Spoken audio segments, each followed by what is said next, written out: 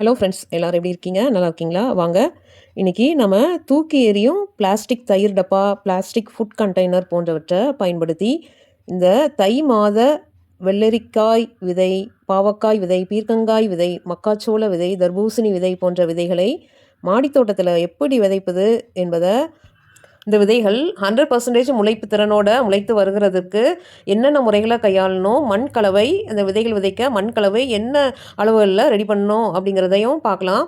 Okay, இப்போ வந்து அந்த பிளாஸ்டிக் தயிர் டப்பா இருக்குல்ல, அந்த டப்பாவில் மேலே சுற்றி இருக்கிற அந்த கவரை பிச்சு எடுத்திங்கன்னா ஈஸியாக வந்துடும். வந்ததுக்கப்புறம் நீங்கள் அந்த ஒவ்வொரு டப்பாவுக்கு அடியிலையும் ஹோல்ஸ் போட்டுக்கோங்க. 4 ஹோல்ஸ் போட்டிருக்கேன்.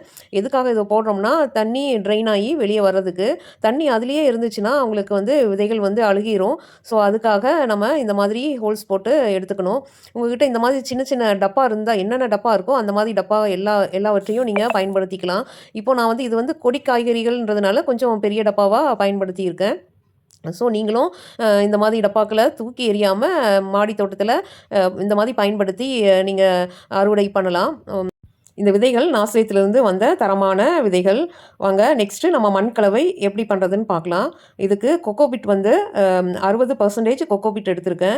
20% வந்து வெர்மி கம்போஸ்ட் எடுத்திருக்கேன். 20% வந்து தோட்டத்து மண் எடுத்திருக்கேன். இந்த மூணையும் நல்லா கலந்துக்கங்க. கலந்துட்டு தண்ணீர் ஊற்றி கொஞ்சம் நேரம் நல்லா ஈரப்பதமாக ஒரு 2 மணி நேரம் ஊற விட்டுக்கோங்க. ஊற விட்டுட்டு நெக்ஸ்ட்டு நம்ம ஹோல்ஸ் போட்டு வச்சுருக்கோம்ல டப்பாவில், எந்த விதைகள் எதில் விதைக்கிறோமோ அந்த டப்பாவில் ஃபுல்லாக ஃபில் பண்ணிக்கோங்க.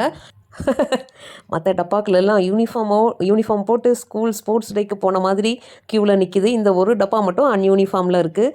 இப்போ நான் காட்டினது வந்து பீர்க்கங்காய் டப்பா. அது வந்து பீர்க்கங்காயின்னு எழுதி செலோ டைப் போட்டு, டிரான்ஸ்பரண்ட் செலோ டைப் போட்டு ஒட்டியிருக்கேன். நீங்களும் அது மாதிரி ஒட்டிக்கங்க. அப்போ தான் என்னென்ன விதைகள் எந்தெந்த டப்பாவில் போட்டிருக்கோம் அப்படின்றத நம்ம ஐடென்டிஃபை பண்ண முடியும். அதுக்காக நீங்களும் இந்த மெத்தடை ட்ரை பண்ணுங்கள். நாவர மிஸ்ன்னு ஆளாக விதைக்கிறதுக்கு ரெடியாகி வந்த ஆள் யாருன்னா, நம்ம பீமன் போல் உள்ள பீர்க்கங்காய் விதை தான். அதை விதைச்சாச்சு. மொத்தம் 2 விதை தான் விதைச்சிருக்கேன். பார்ப்போம் எத்தனை முளைப்பு திறன் வருதுன்னு. நெக்ஸ்ட்டு நம்ம பாவக்காய், கசப்பு, உடம்புக்கு நல்லது, பரபரப்பாக பறந்து போகும் பாவக்காய் ஸ்டூடெண்ட் வந்து 2வது ஆளாக விதைக்க ரெடியாக வந்திருக்காரு.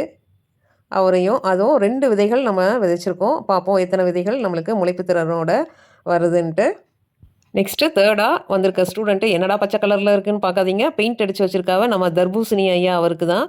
ஸோ தர்பூசணி வந்து 10 விதைகள் விதைக்க போகிறேன். ஒவ்வொரு இதுலேயும் 3 விதைச்சிருக்கேன். ஒரு இதில் மட்டும் இந்த ஃபுட் கண்டெய்னர் வந்து கொஞ்சம் பெருசாக இருந்துச்சு. அதில் மட்டும் 4ஆக விதைச்சிருக்கேன். இப்போ காட்டுறதுல 4 விதைகள் விதைத்திருக்கேன்.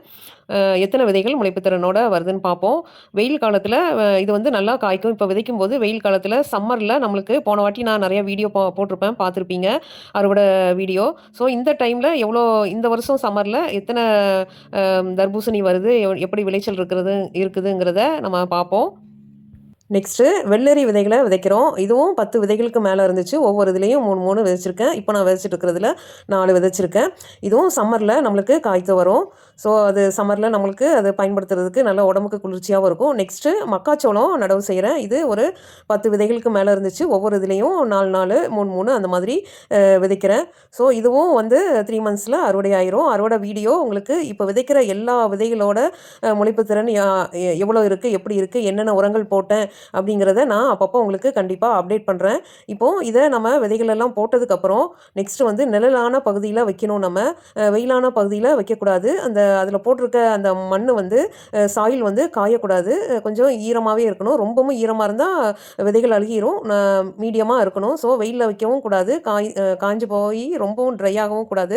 ஸோ அதுக்காக நான் இப்போது அதெல்லாம் எடுத்துகிட்டு போயிட்டு அந்த வாழை மரத்துக்கு அடியில் கொஞ்சம் நல்லா நிழலாக இருக்கும். ஸோ அதில் வைக்கிறேன். அதில் வச்சுட்டு நம்ம இப்போது மண் அது மேலே மறுபடியும் விதைகள் விதைத்த இதை கவர் பண்ணணும். ஸோ அதுக்காக கொஞ்சமாக நான் ஏற்கனவே கலந்து வச்சுருக்கேன் அந்த மண் கலவை. அதான் 60% கொக்கோபிட், 20% வந்து வெர்மி கம்போஸ்ட், 20% வந்து நம்மளுக்கு தோட்டத்து மண், இதெல்லாம் ஆட் பண்ணி கலந்து வச்ச அந்த கலவையை நம்ம அதில் போட்டு தூவணும். இதில் போட்ட விதைகள் கவர் ஆகிற மாதிரி எல்லா டப்பாலையும் போட்டு கவர் பண்ணி விட்டுருங்க. கவர் பண்ணி விட்டுட்டு நெக்ஸ்ட்டு நம்ம தண்ணி தெளித்து விடணும். ஃபுல்லாக நல்லா, ஏன்னா ட்ரெயின் ஹோல் போட்டிருக்கிறதுனால ட்ரெயின் ஆகி போயிடும். அதனால் கூட கொஞ்சம் நல்லா தண்ணி தெளித்து விட்டுருங்க. நான் காட்டியிருக்கிறது போல் நல்லா எல்லா இதுலேயும் தண்ணி படுற மாதிரி தண்ணி தெளித்து விட்டுட்டு நெக்ஸ்ட்டு நம்ம அதில் ஒரு ட்ரிக் பண்ண போகிறோம். என்னென்னா, டைரக்ட் சன்லைட் படாமல் இருக்கணும், கொஞ்சம் வெயில் அதிகமாக படாமல் இருக்கணுன்றதுக்காக வாழை இலைகளை எடுத்துகிட்டு வந்து நான் வாழை இலைகளை கவர் பண்ணி வைக்கிறேன். வெயில் டைமில் ரொம்ப வெயிலாக கொஞ்சம் இருக்கிறதுனால வாழை இலைகளை போட்டு கவர் பண்ணி வச்சுருங்க. நெக்ஸ்ட் வீடியோவில் உங்களுக்கு எவ்வளோ முளைச்சிருக்கு அப்படிங்கிறத அப்டேட் பண்ணுறேன் ஃப்ரெண்ட்ஸ். இந்த வீடியோ உங்களுக்கு பிடிச்சிருந்தா லைக் பண்ணுங்கள், கமெண்ட் பண்ணுங்கள், சப்ஸ்கிரைப் பண்ணுங்கள் ஃப்ரெண்ட்ஸ். கண்டிப்பாக உங்கள் ஃப்ரெண்ட்ஸ்க்கும் ஷேர் பண்ணுங்கள் ஃப்ரெண்ட்ஸ். அப்போ தான் எனக்கு நிறைய வீடியோ போடுறதுக்கு மோட்டிவேஷனாக இருக்கும். Okay friends, thank you. Happy gardening.